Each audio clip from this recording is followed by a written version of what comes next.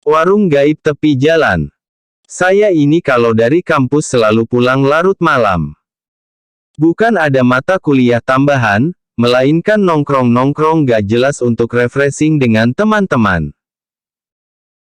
Melihat jam tangan sudah menunjukkan pukul 23.30 malam, saya dan ketiga teman saya, sebut saja namanya Ivan, Rizky dan Sony memutuskan untuk pulang. Dan seperti biasa saya dan Sony selalu bareng, karena jalur ke rumah saya searah dengan jalur ke rumahnya. Kami berdua menggunakan sepeda motor masing-masing. Di awal perjalanan menuju pulang, kami menjalankan motor beriringan satu sama lain. Malam kali ini ditemani hujan rintik-rintik yang dinginnya cukup menembus jaket dan membuat saya menggigil. Tiba-tiba Sony meminggirkan motornya dan mengajak saya untuk mampir bila ada warung nanti, karena kami memang belum makan sejak tadi siang. Setelah saya menyetujui, kita pun kembali jalan, dan saya jalan di belakang Sony. Di perjalanan yang sepi ini, hanya ada beberapa pengendara.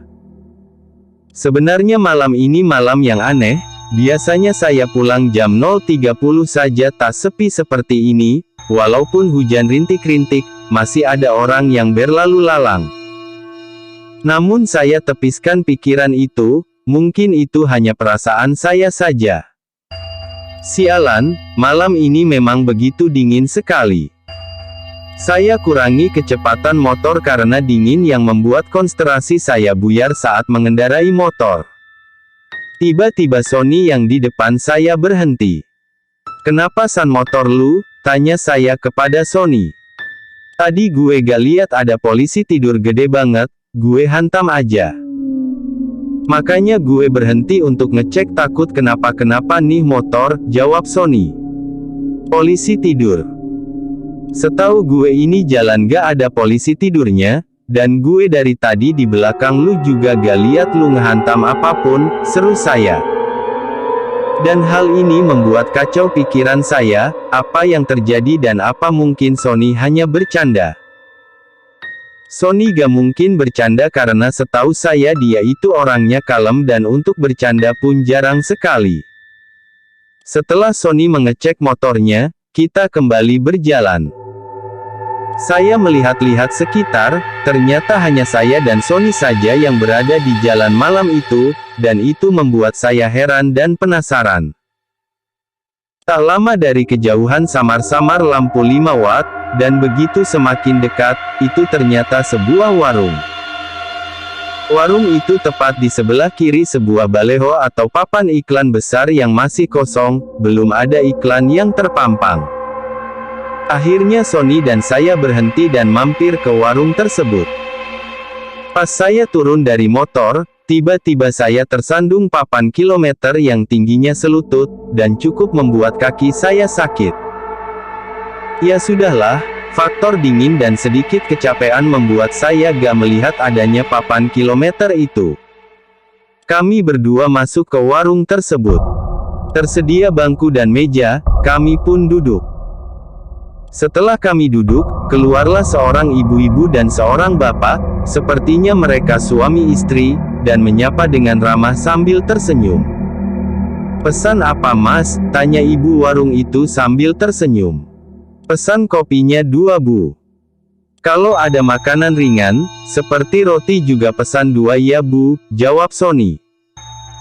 Ibu itu pun tersenyum, dan kembali masuk ke warung untuk membuatkan kopi. Sambil menunggu, saya pun iseng-iseng bertanya kepada suami si ibu warung. "Warungnya buka 24 jam pak?" tanya saya. "Iya mas. Saya berjaga bergantian dengan istri saya," jawab bapak itu. "Malam ini dingin sekali pak dan jalan begitu sepi sekali," ujar saya. Dan bapak itu hanya tersenyum kepadaku. "Ini mas kopi sama rotinya," ujar ibu warung sambil menyuguhkan kopi dan roti yang kami pesan. "Oh iya, terima kasih ya bu," jawab Sony. "Saya buatkan tahu isi juga." Dingin-dingin begini enak loh mas untuk isi perut mas-mas ini, masih hangat loh mas, ujar ibu warung. Iya bu, terima kasih, jawab saya. Lagi-lagi ibu itu tersenyum kembali kepada saya dan Sony. Lalu saya ambil tahu isi itu, kebetulan saya sangatlah lapar karena menerjang dinginnya malam ditambah rintik hujan. Setelah saya makan, ternyata enak juga tahu isi ini, begitupun juga sambalnya, sampai-sampai saya dan Sony habiskan tanpa tersisa. Seperti biasa, sehabis makan saya bakar sebatang rokok sambil menyeruput kopi hitam hangat. Beberapa saat kemudian, semua tadi berapa bu? Kopi 2 roti 2, dan tahu isi kita berdua habiskan, hehehe, ujar Sony sambil tertawa. Semuanya 20.000 mas, jawab ibu warung sambil tersenyum. Setelah kami membayarnya, kami pun segera melanjutkan perjalanan pulang. Saat saya menuju motor, lagi-lagi saya tersandung papan kilometer. Oke, kali ini saya benar-benar meleng. Penasaran dengan papan kilometer yang membuat kaki saya tersandung, saya pun melihatnya, di sana tertulis KM 12.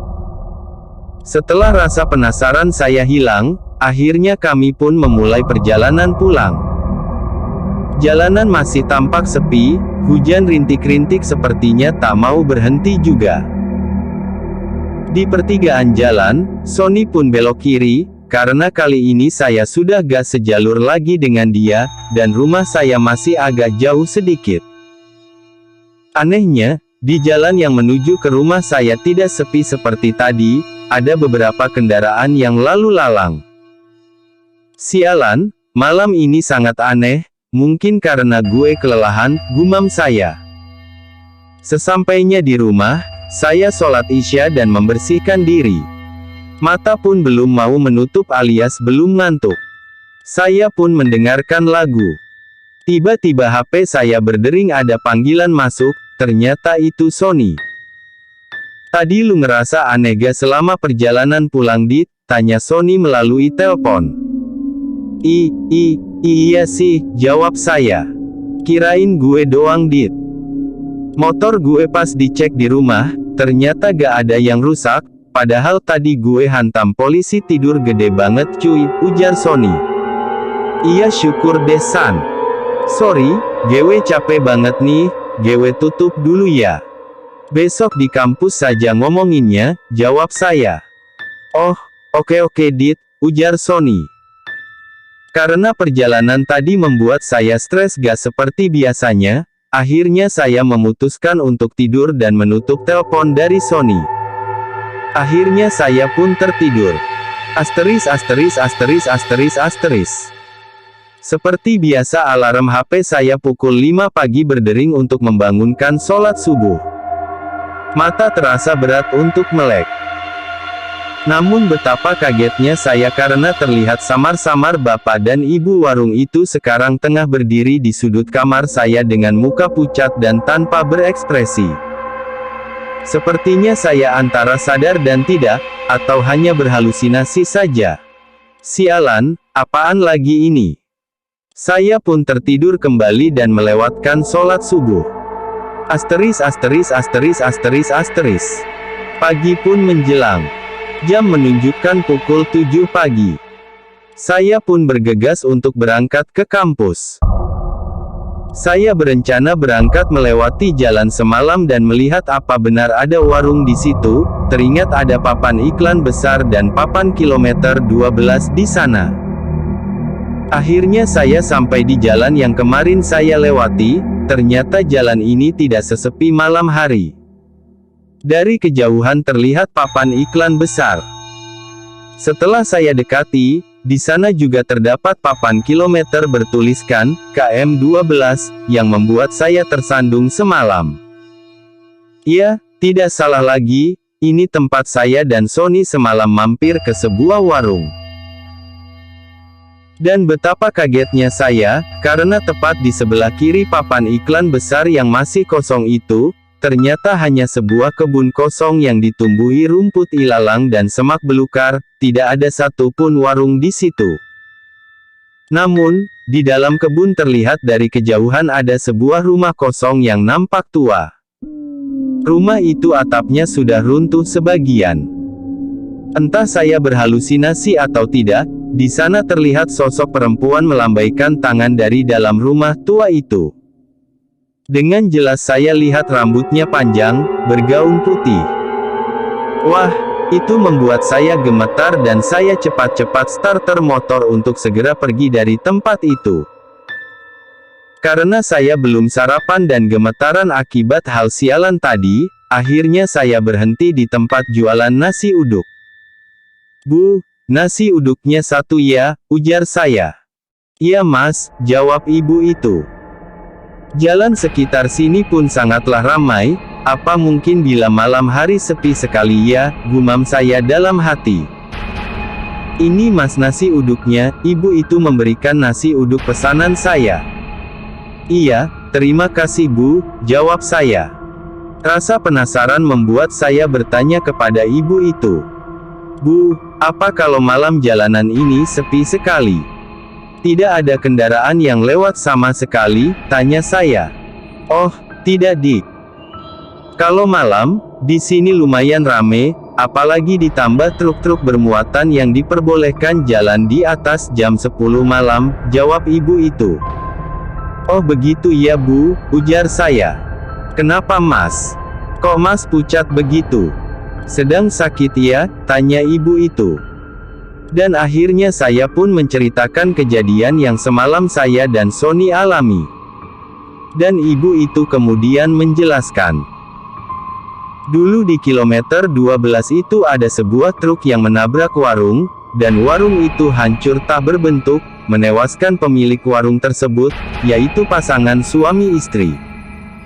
Rumah di dalam kebun itu adalah rumah pemilik warung yang tewas itu. Jadi yang mas makan semalam itu hanyalah tipuan mata saja. Mas itu sebenarnya gak makan apa-apa, ungkap ibu itu. Saya sering melewati jalan sini, tapi baru kali saya merasakan hal seperti semalam, ujar saya.